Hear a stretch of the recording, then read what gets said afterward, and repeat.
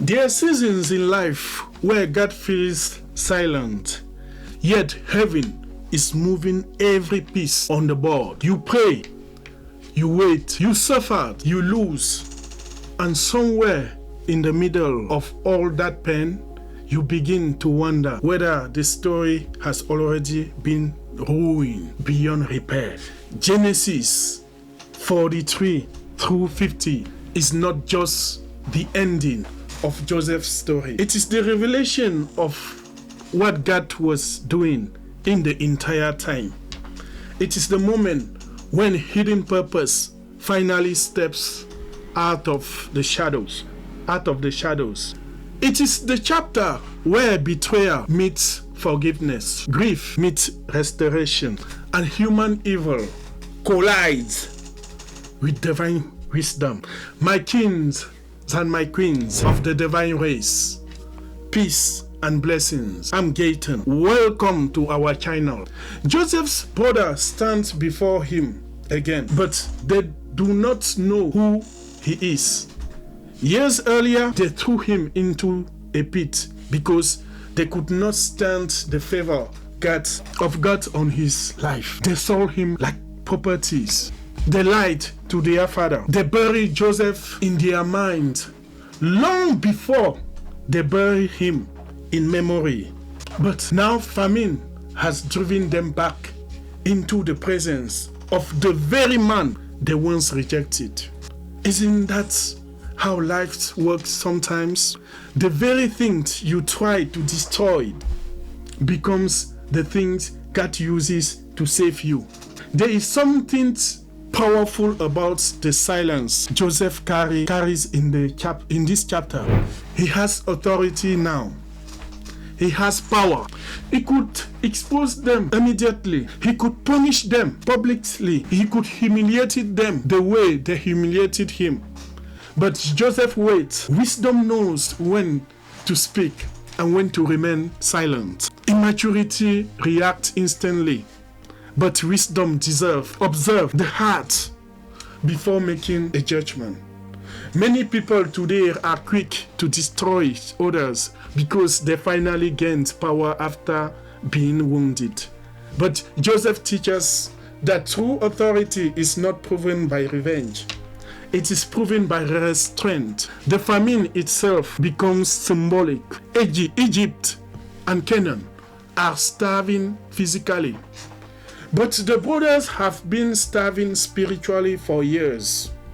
Guilt has been eating them alive since the day they sold Joseph. You can see it in the way they panic over the silver in their sacks.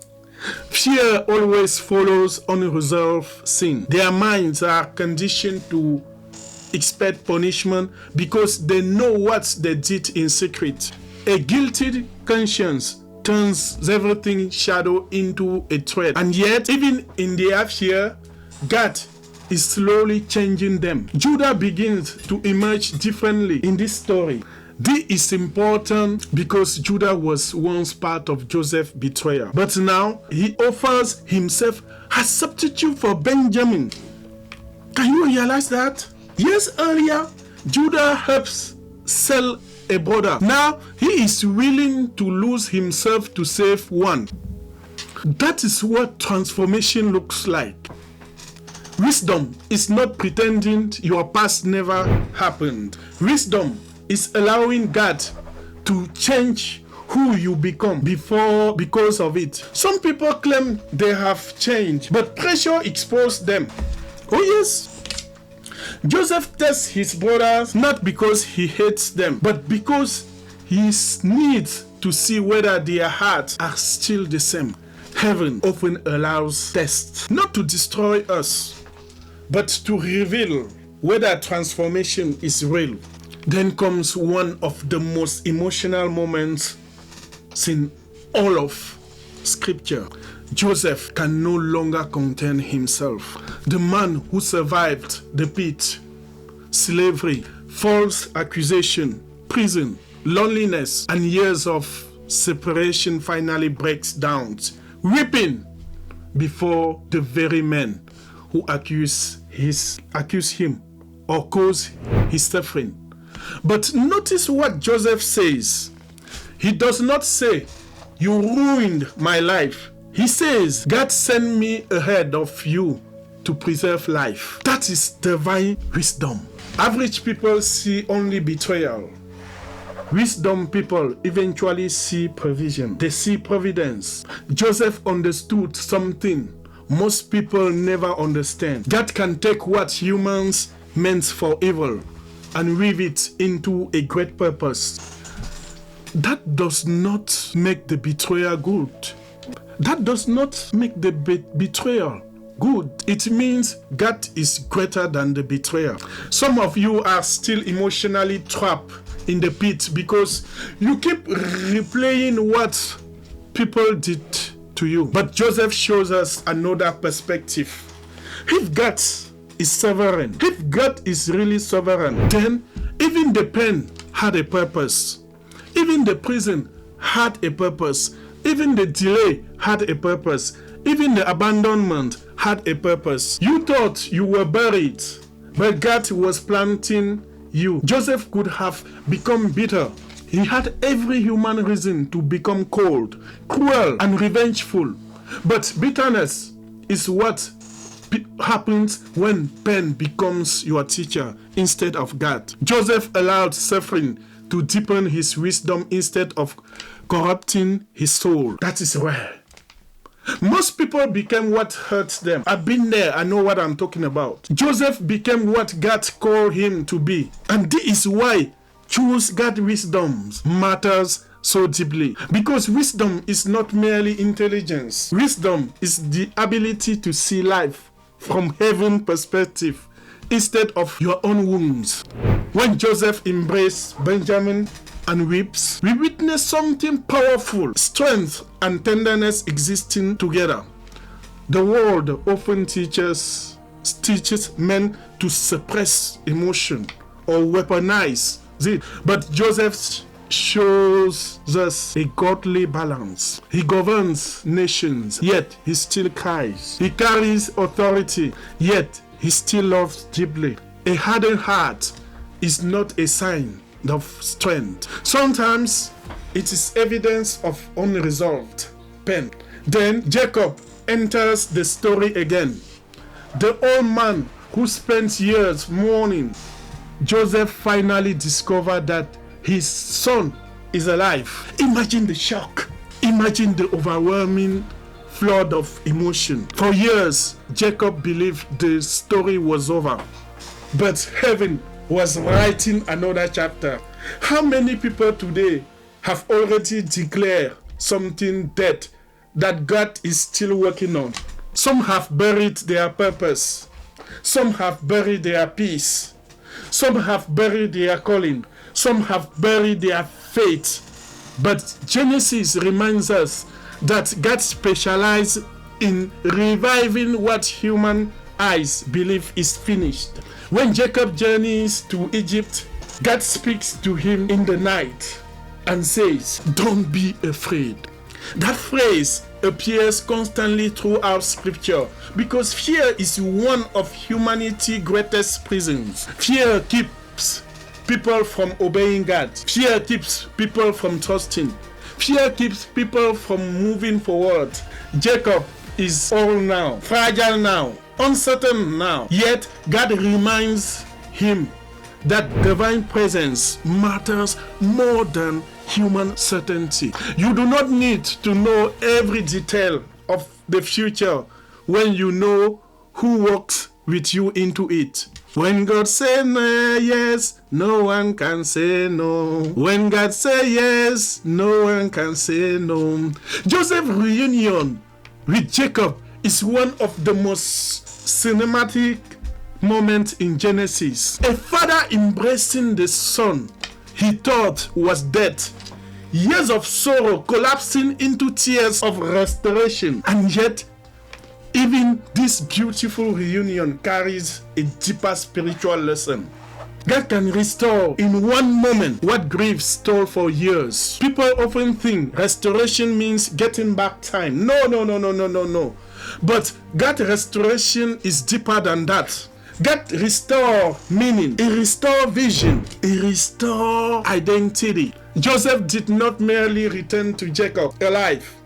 He returned transformed.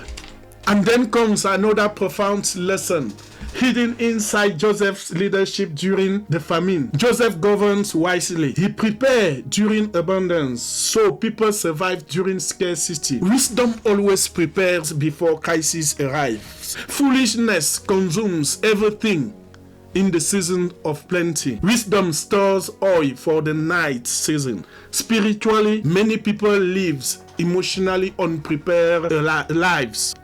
They feed every impulse. They avoid discipline. They reject correction.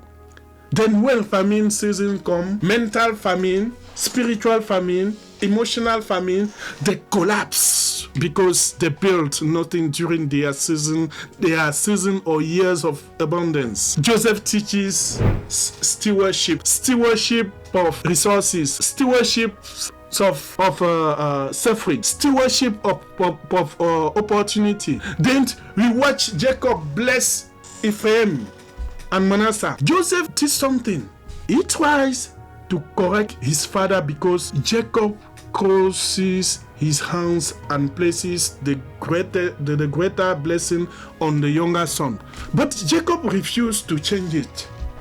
Again, God overturns human expectation. Scripture repeatedly shows God choosing the unlikely. Abel over Cain, Isaac over Ishmael, Jacob over Esau, Joseph over his brothers, Ephraim over Manasseh. Heaven does not think like human system think. Human obsess over status, appearance, popularity, and position. But God sees differently. God sees the heart. This is why some people who appear overlooked today may carry tomorrow's anointing. Never underestimate people simply because they were not the first choice of society. Jacob, prophetic words over his sons also reveal something powerful. Your actions shaped your legacy. Reuben loses honor because of instability. Simeon and Levi are rebuked for violence. Judah receives leadership and kingship. Character matters.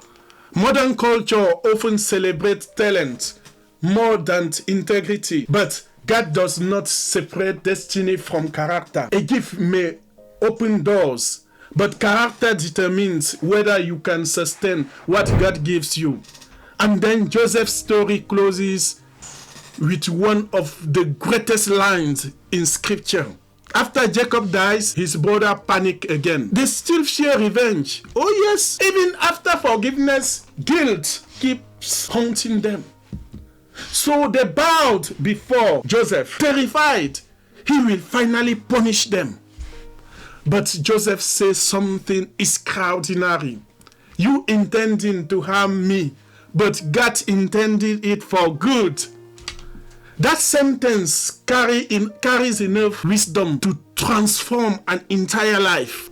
Joseph did not deny the evil. He did not pretend the betrayal never happened. He simply refused to let evil have the final word. That is spiritual maturity. Many people remain emotionally chained to their past because they keep asking, why did this happen to me?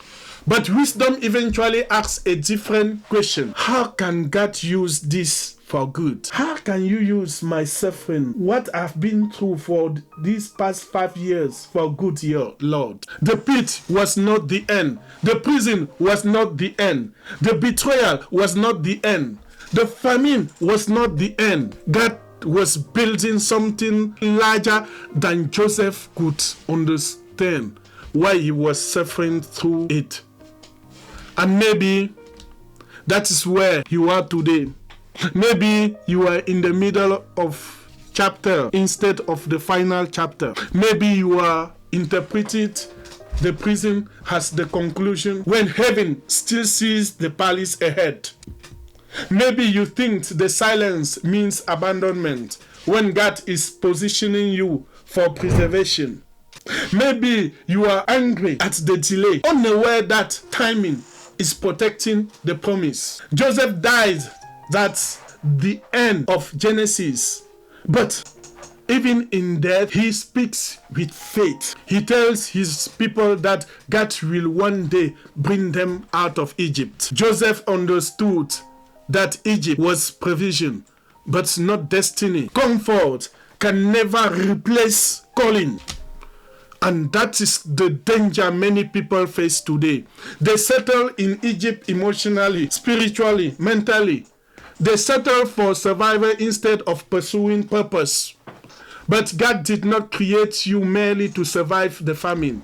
He created you to carry wisdom through it. Genesis 43 through 50 ultimately reveal a God who works through broken families, betrayal, famine, grief, waiting, injustice, and human weakness. It reveals a God whose plans continue moving even when humans cannot see them. It reveals that wisdom is trusting divine purpose when life feels confusing. So choose God's wisdom, guys. My kings and my queens of the divine race, choose God's wisdom. Choose forgiveness over revenge. Choose patience over panic. Choose stewardship over waste. Choose transformation over bitterness. Choose faith over fear. Choose purpose over comfort. Choose God's perspective over human emotion. Because one day, if you keep working with God long enough, you may finally look back at the very thing that almost destroyed you and realize it became the doorway God used to save you. My kings and my queens of the divine race, if this spoke to you, share your thoughts in the comments and join this growing community that chooses God's wisdom before the noise of the world. Come back tomorrow and let us continue placing the scripture before everything else. Thank you for watching this video until the end. May God bless you and see you in the next one.